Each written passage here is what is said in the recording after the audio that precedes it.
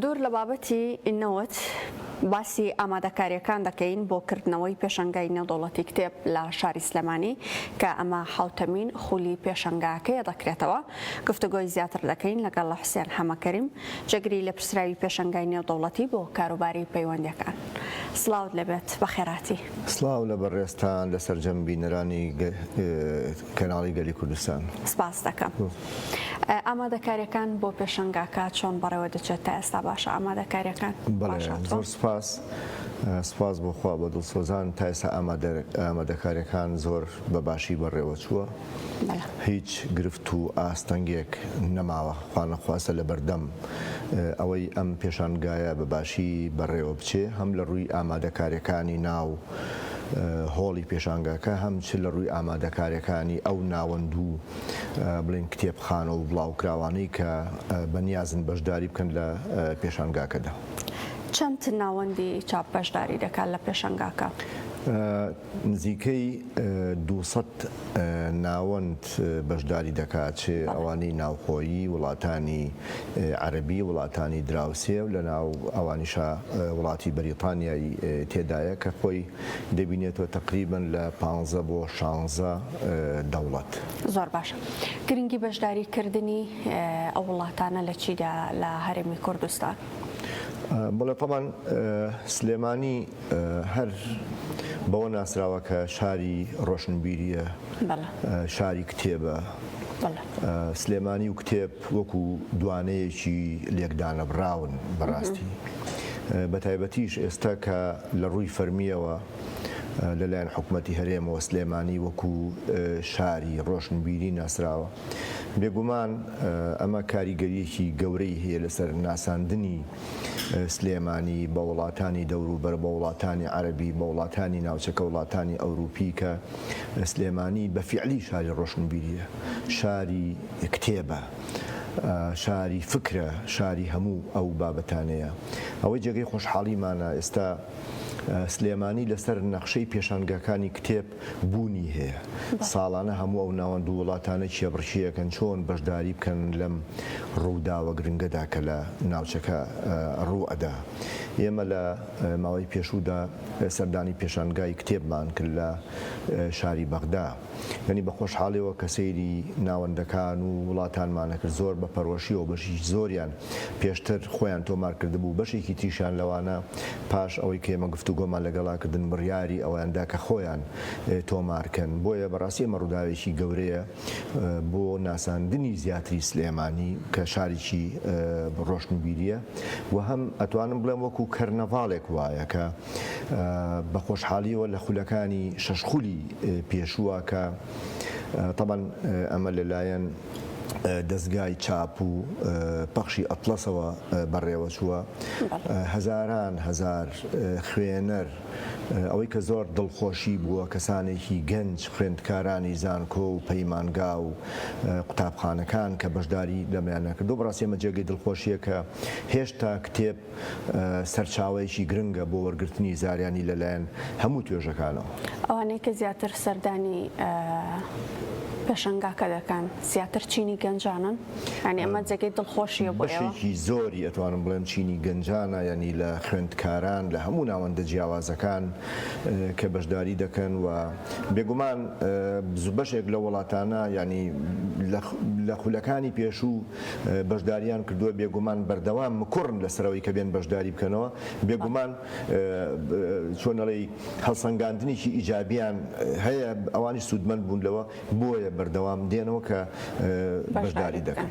مەرجەکانی بەشداریکردن چییە؟ یاخۆت هیچ مەرجێک نییەوەی ئارەزوو لێ بێ دەتوانە بەشداری بکات؟ مەرجەکە ئەوەندە قورس نییە، تەنها ئەوانە دەبێ ناوەندی بڵاوکردنەوە بن، تا ڕادەیەک ناسراو بن. ئەمانە تقریباً چەند مەرجێکن بۆی کە بتوانن ئەو ناوەندانە بەشداری بکەن لە پێشانگاکەدا. زۆر جار ئێمە بە دوای کتێبی دەگمەندا دەگەڕین، زۆر کتێبێ زۆر بە قورسی دەست دەکەوێت. لە پێشەنگاکان هەلی ئەوە دەڕەخسێت بۆ نمونە ئەو کتێبە دەگمەنانە عەرز بکرێن هاوڵاتیان لێی سوودمەند بن؟ بێگومان ئەو ناوەندانی کە بەشداریەکەن یەکێک لەوانی کە ئەوان چۆنەڵی ئەبێت دەهاندان بۆیان بۆ بەشداریکردنیان یا بۆ بەرەو پێشچوونیانەوەیە کە بە ناونیشانی جیاواز بە ناونیشانی سەرنجڕاکێش بەشداری بکەن لە پێشانگاکەدا. خەڵک بەڕاستی بە دوای سەرچاوی باش ئاگەڕێ، بە دوای ناونیشانی باش ئاگەڕێ، ینی ڕەنگە هەندێک ناوەند اعتزاری هێنابێتەوە کە بەشداری ناکەم لەبەرەوەی نەیتوانیوە چۆنەڵی کتێبی نوێ چاپکە لەسەر ئەو بەرهەمانی کە هەیەی. بۆیە بێگومان هەموو ئەوانی کە بەشداریەکەن بە کتێبی زۆر بە ناونیشانی باش، یعنی بە هەموو زمانە جیاوازەکان. ئەوەی کە پێم خۆشە ئاماژەی پێ بدەم، ئێستا ماڵپەڕێک لەلایەن پێشانگای نێودەوڵەتی سلێمانی بە ناوی سولی بووک دەست بەکارە بۆ ئەوەی کە هەر خوێنەرێک هەر کەسێک بێوێچێتە ناو ئەو ماڵپەڕەوە دەتوانێت هەموو زانیاریەکان وەربگری ئەو ناونیشانانی کە تایەتی دڵخوازی خۆیەتی لە ناو ناوەندەکانە، تەنانەت هەموو ئەو زانیاریانەی کە ڕۆژانە چی ڕوئەدەن لەو پێشەنگێت، تەنانەت ئەوانەی ڕابردووش لە شەشخولی ڕابردوودا دەتوانێت زانیاری تەواو وەربگرێ لەسەر هەموو ئەو بابەتانی پەیوەندی بە پێشەنگاکەوە هەیە. پڕفرۆشترین کتێب کە لە پێشەنگاکەدا لە خولی حوتەم بێگومان کتێبێک لە لەوانەی تر زیاتر لانێ پڕفرۆش بێت، لە کۆتایی پێشەنگاکە ئاماژە بۆ دەکرێت کە ئەم کتێبە پڕفرۆشترین بووە؟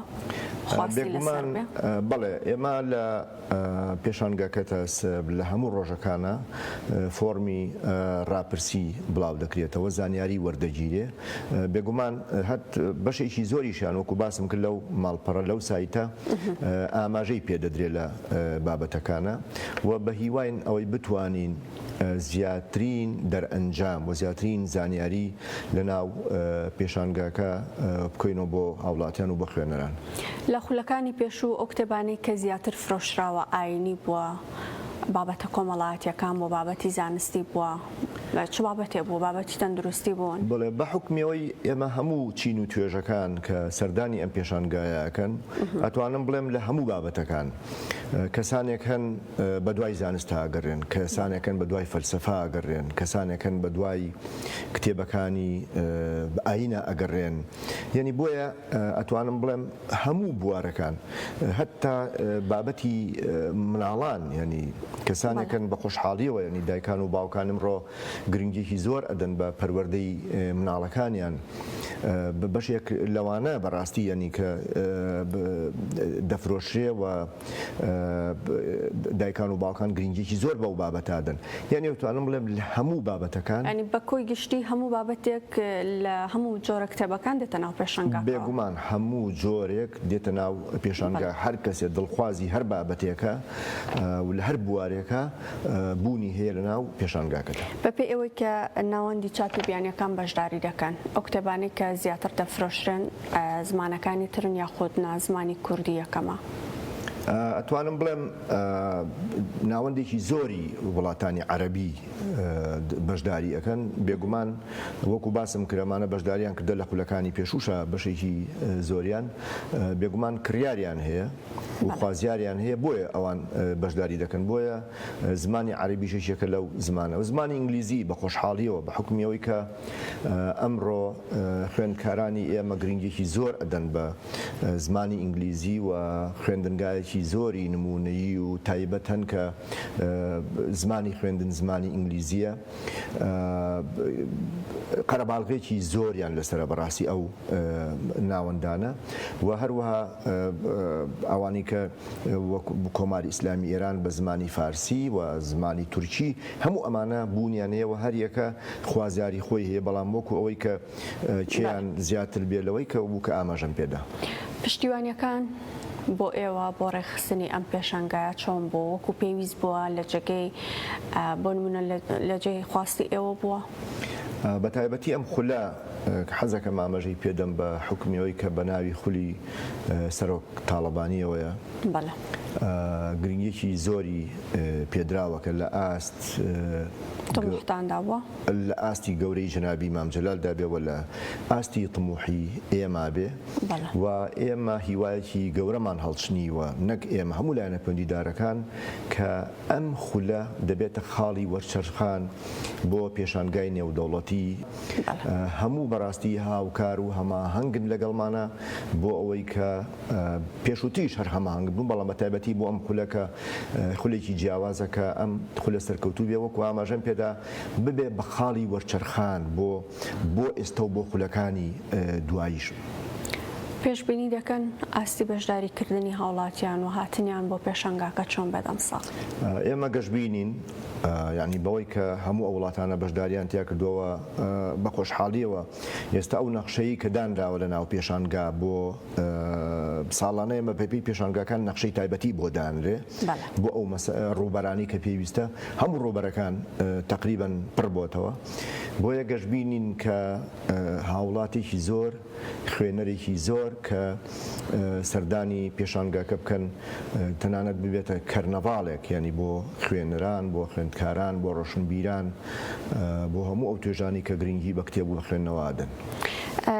کاک حسێن لە پێشەنگاکانی پێشوباسی ئەوە دەکرات کە هێندێک لە کتێبەکان نرخیان زۆرە ئێوە نرخ دیاری دەکەن یاخۆت بەپێی ناوەڕۆکی کتێبەکە نرخ دیاری دەکرێت بەپێی کواڵەتی کتێبەکە نرخ دیاری دەکرێت.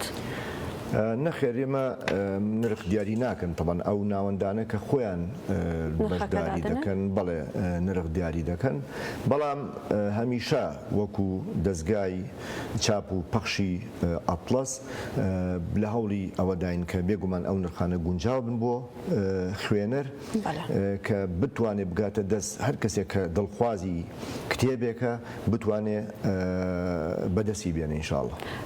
ماوەی پێشەنگاکە چەند ڕۆژ دەخایەنێت؟ پێشانگاکە لە 3 مانگ دەست پێەکە کە ڕۆژی کۆچی دوای جنابی مام جەلالە هەتا 13 مانگ واتە 11 ڕۆژ دەخایەنێ پێشانگاکە. شتێکی لەسەر پێشەنگاکە بتێ بە هاوڵاتیانی بڵێ باسی بکەی باسمان نەکرد بێ؟ بەڵێ بە خۆشحاڵیەوە ئێمە بەردەوام پێشانگای نێودەوڵەتی سلێمانی کار ئاسانیەکە بۆ ئەوەی کە هەموو هاوڵاتێک بتوانێت بەچەنە تۆزێ دوورە لە شاری سلێمانیەوە بتوانن هەموو کەسێک سەردانی پێشانگاکە بکەن پاسی تایبەت دانراوە لە شوێنەکە دوایی ئەعلانی بۆ ئەکرێ بە نرخێکی زۆر کەم بگەنە پێشانگا و بگەڕێنەوە یعنی داواکارین وەکو چۆنەڵی پێناسی سلێمانی بەڕاستی کتێب و ڕۆشنبیریە پایتەختی ڕۆشنبیریە کە لە ئاست ویست و خواستی هەموو هاوڵاتیەکی ئەم شارە و هەرێمی کوردستان نابێ بەشداریەکی کاریگەرە بێ وەکو زۆر گەشتبینین بەو بابەتە و هەمیشە ئەم ڕێبازە ئەم ناسنامەیە بەردەوام بە زیندوێ بڵینەوە کە لە ئاستی گەورەی شاری سلێمانی دابێ. حسێن حەماکەریم جەگری لە پرسرایی پێشەنگای نێودەوڵەتی بۆ کاروباری پەیوەندیەکان سپاس بۆ ئامادەبوون. سپاس بۆ بەڕێستان سپاس بۆم دەرفەتە. خراپەی دۆخی ئابووری